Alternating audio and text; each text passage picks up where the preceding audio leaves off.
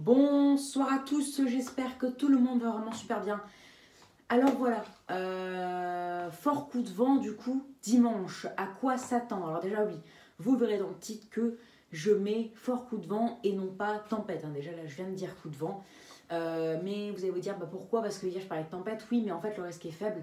Parce que déjà la dépression, parce qu'avant qu'on parle de tempête, il faut vraiment qu'il y ait une dépression assez creuse, avec par exemple souvent 970 hectopascales au pic.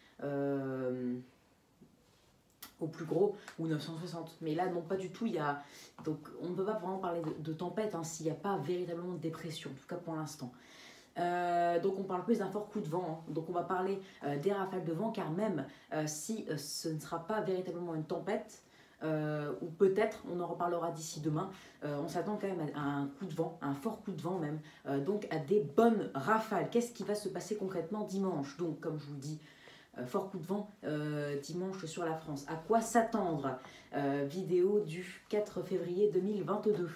Alors, bon, vous savez que les vents, comme je vous l'avais dit hier, vont toucher plus les Hauts-de-France. Mais finalement, ça pourrait même toucher aussi beaucoup le nord-est, surtout sous des lignes de grain, avec parfois des rafales dépassant, qui pourraient dépasser les 90, voire atteindre les 100 km/h. On en reparle tout de suite.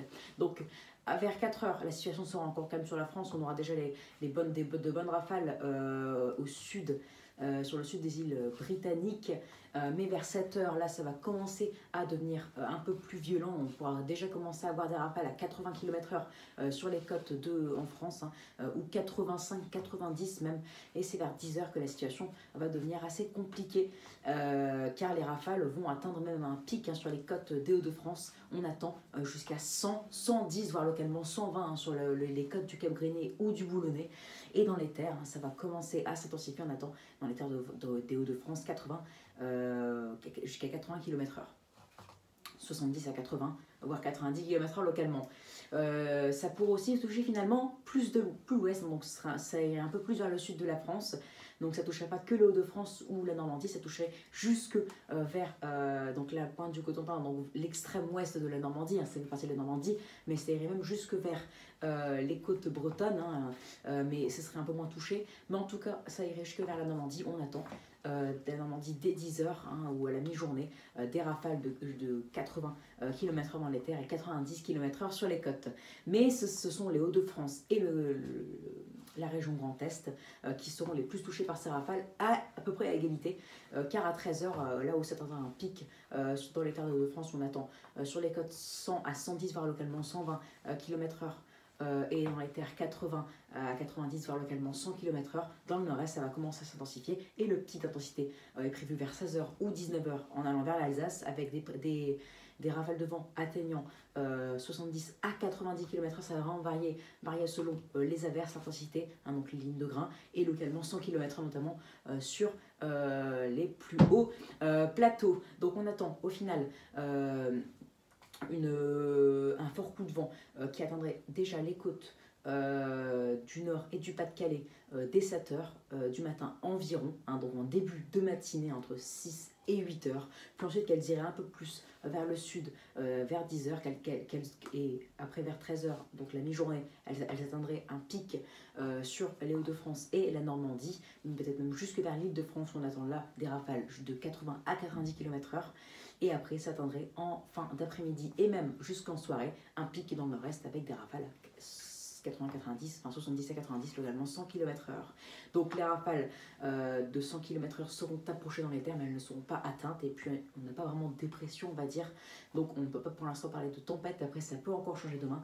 Mais en tout cas, sachez que si on atteint, on dépasse les 100 km/h dans les terres de manière plus généralisée, on pourra parler de tempête.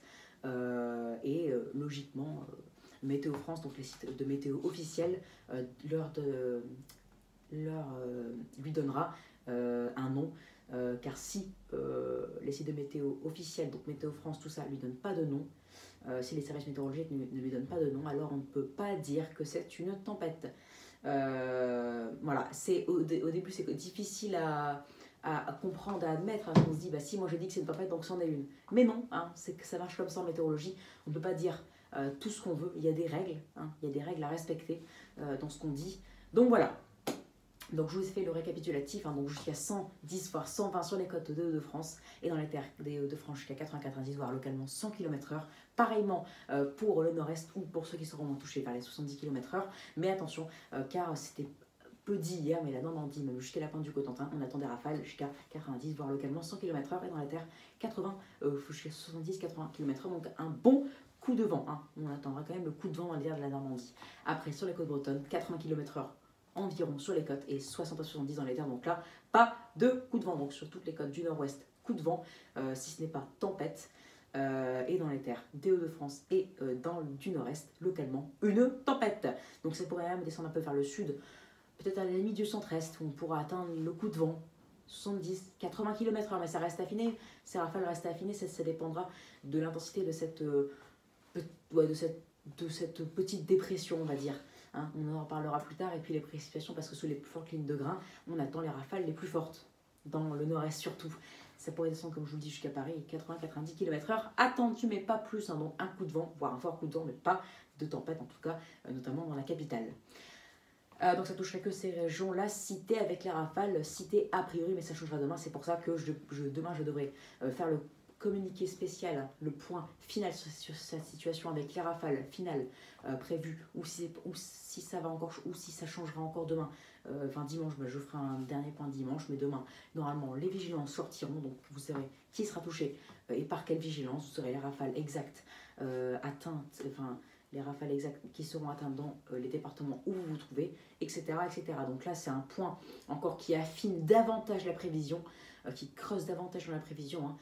Mais ça reste encore assez vague. Demain, ce sera un point bien plus précis avec des prévisions qui seront encore davantage fiables. Et d'ailleurs, il y a les cumuls de précipitations à noter. On attend en moyenne sous les régions qui auront le plus de vent, donc le de France, le nord-est, 10 à 15 mm, localement 25-30 et sous les lignes de grains, pourquoi pas 40, hein, donc quelques départements localisés seront à craindre, mais pas de vigilance orange pour pluie, inondation à craindre. Vigilance jaune, ce sera plus que suffisant.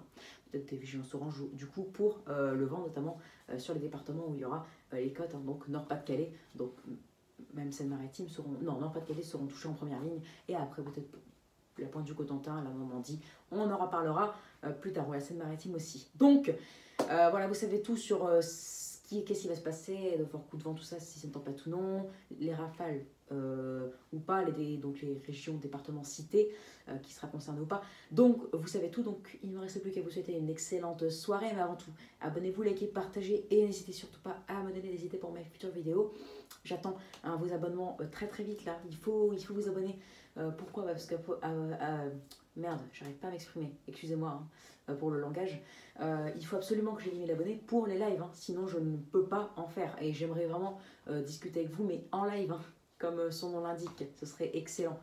J'adorerais surtout que les lives, tous les lives que je ferai plus tard, mais plus vite si vous abonnez maintenant, seront bien prévus, hein, donc pour qu'il y ait un maximum de personnes, pour que tout le monde soit disponible. Allez, je compte sur vous. Et regardez bien la vidéo aussi. Très bonne soirée à tous, à plus tard pour une nouvelle vidéo. On suit la situation, hein, car ça peut encore devenir une tempête, donc on suit la situation de près. N'oubliez pas qu'il manque encore 10-20 km/h dans les terres et sur les côtes pour parler d'une vraie tempête, comme celle de Bella. Donc on surveille et les 100 km/h pourraient quand même être atteints au final dans certains coins des Hauts-de-France, dans les terres de Hauts-de-France ou du Nord-Est, même si ce n'est pas qualifié d'une véritable tempête. Très bonne soirée à tous, on suit la situation. Au revoir.